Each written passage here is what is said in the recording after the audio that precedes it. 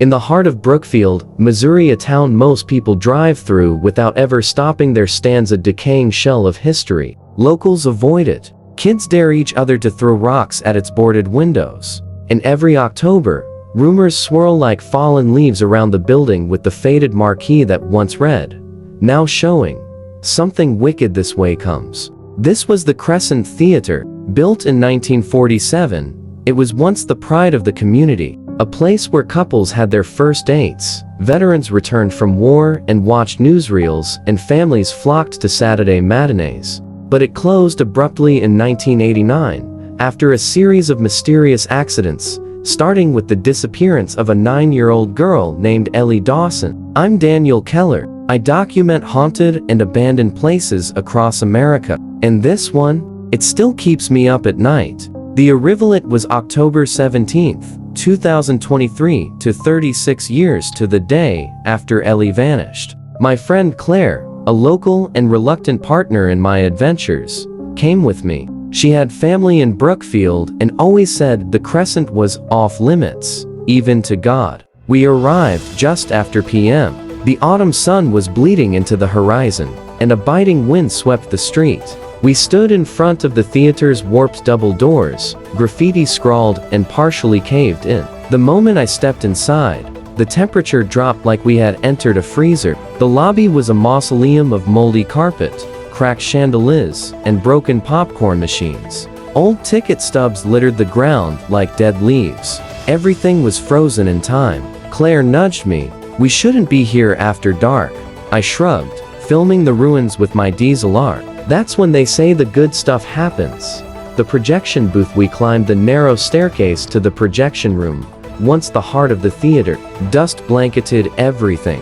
Ancient film reels rusted in their cases, labels faded and illegible. A broken projector stood like a sentry, staring at the empty screen below. As I panned my camera, a sound echoed through the silence. Click, click, click. Claire froze. "Did you hear that?"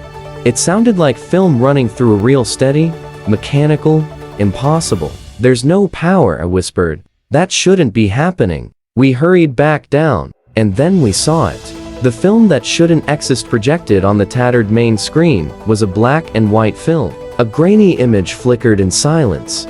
A young girl running through what looked like the very lobby we had just passed through. Her dress was torn. She kept looking behind her, terrified.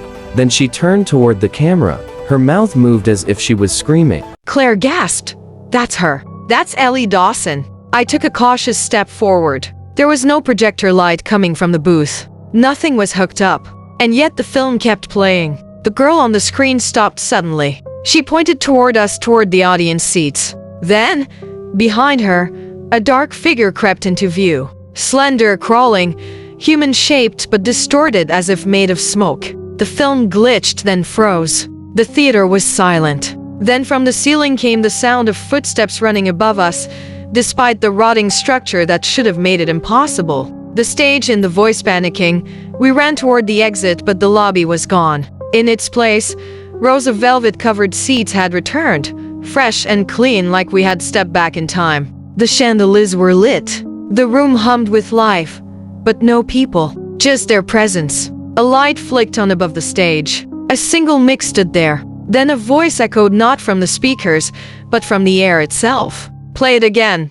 We turned. There was a figure in the projection booth now, wearing a 1942 usher uniform. His face was obscured, but he seemed to be watching us. Then came another voice, whispered directly in my ear, cold and low. "You watched. Now you belong." The exit that wasn't way bolted. Down the hall, past peeling wallpaper that now looked freshly painted. Every door we tried was locked. Every window was bricked from the inside. Time had folded on itself. Finally, Claire screamed, "Over here!" She had found a side door, now wide open, revealing the real Ellie outside. We burst into the night air, gasping, trembling, and utterly shaken. Aftermath. We didn't speak on the drive back, just silence. The next morning, my camera's memory card was wiped. No footage, not even system files. But Claire, she found something strange in her bag. A pink ribbon, faded, old, smelling faintly of popcorn. We cross-checked newspaper archives. Ellie Dawson was last seen wearing a pink ribbon in her hair. The same ribbon Claire now kept locked in a glass box.